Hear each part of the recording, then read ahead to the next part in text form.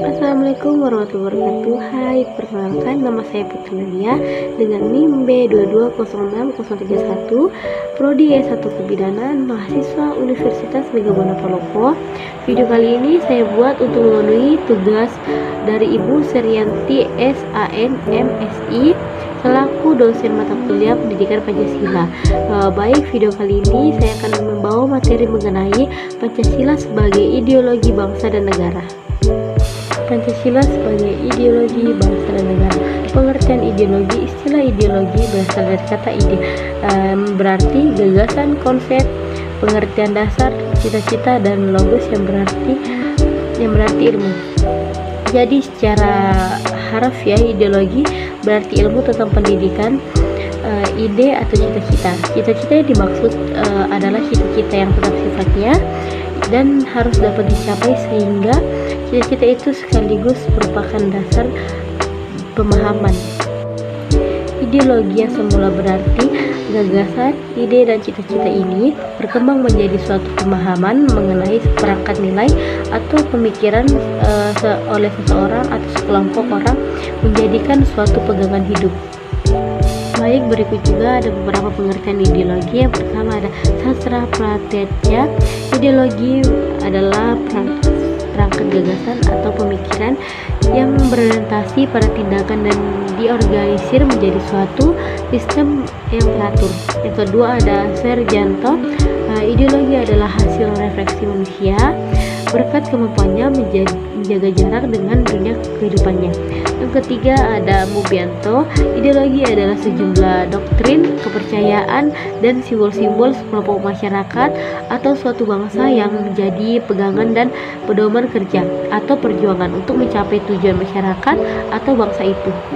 Berikutnya juga ada dari Gunawan Setiarja, merumuskan ideologi sebagai seperangkat ide asasis tentang manusia dan seluruh realitas yang menjadikan pedoman dan cita-cita hidup. Fungsi utama ideologi dalam masyarakat menurut Ramlan Subakti pada tahun 1999 ada dua, yaitu yang pertama sebagai tujuan atau cita-cita yang akan dicapai secara bersama oleh suatu masyarakat, dan yang kedua sebagai pemersatu masyarakat dan karenanya sebagai prosedur penyelesaian konflik yang terjadi dalam masyarakat. Pancasila sebagai ideologi mengandung nilai-nilai yang berakar pada kehidupan bangsa dan falsafat bangsa. Dengan demikian memenuhi syarat sebagai suatu ideologi terbuka.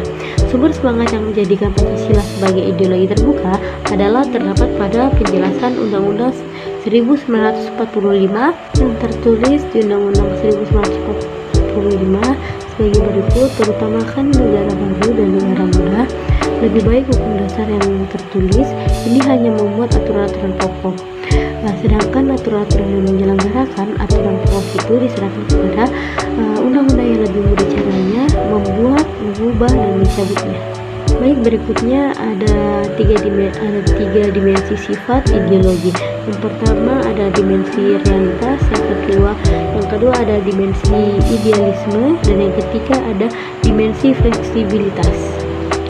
Yang pertama ada dimensi realitas, adalah nilai yang terkandung dalam dirinya bersumber dari nilai-nilai yang hidup dalam bermasyarakat, terutama waktu ideologi itu lahir, sehingga mereka betul-betul merasakan dan menghayati bahwa nilai-nilai dasar itu adalah milik mereka bersama.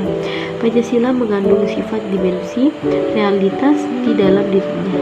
Yang kedua ada dimensi idealisme, adalah ideologi itu mengandung cita-cita yang ingin dicapai dalam berbagai bidang kehidupan bermasyarakat, berbangsa, dan bernegara. Pancasila bukan saja memenuhi dimensi idealisme ini, tetapi juga berkaitan dengan dimensi realitas. Selanjutnya yang ketiga ada dimensi vertibilitas. Ideologi ini memberikan penyelenggaraan, pemilihan, dan memperkuat referensinya dari waktu ke waktu sehingga bersifat dinamis dan demokratis. Pancasila memiliki dimensi vertibilitas karena memelihara dan memperkuat referensinya dari masa ke masa. Berikutnya pula ada faktor pendorong keterbukaan ideologi Pancasila. Yang pertama ada kenyataan dalam proses pembangunan nasional dan dinamika masyarakat yang begitu berkembang cepat. Yang kedua ada kenyataan menunjukkan bahwa bangkrutnya ideologi yang tertutup dan cenderung meredup perkembangan dirinya. Yang ketiga ada pengalaman sejarah politik masa lampau. Yang keempat ada tekad untuk memperkokoh kesadaran akan nilai-nilai dasar Pancasila yang bersifat abadi, hasrat pengembangan secara kreatif dan dinamis dalam rangka mencapai tujuan nasional. Selanjutnya ada makna Pancasila sebagai ideologi bangsa. Makna Pancasila sebagai ideologi bangsa adalah nilai-nilai yang terkandung dalam ideologi Pancasila ini menjadi cita-cita normatif bagi penyelenggara bernegara. Dengan kata lain, visi atau arahan dari penyelenggara kehidupan berbangsa dan bernegara Indonesia adalah terwujud kehidupan yang berketuhanan, yang berkemanusiaan, yang bersatuan, yang berkerakyatan, dan yang berkeadilan.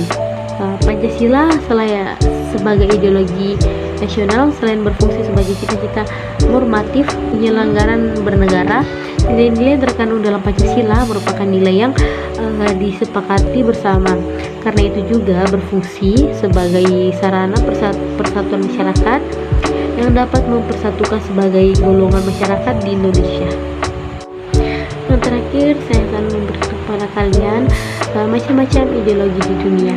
Yang pertama ada liberalisme, yang kedua ada kapitalisme, yang ketiga ada Islam, yang keempat ada Pancasila, yang kelima ada kolonialisme, yang keenam ada komunisme, yang ketujuh ada marxisme, yang kedelapan ada sosialisme, yang kesembilan ada fasisme, dan yang kesepuluh ada nazisme.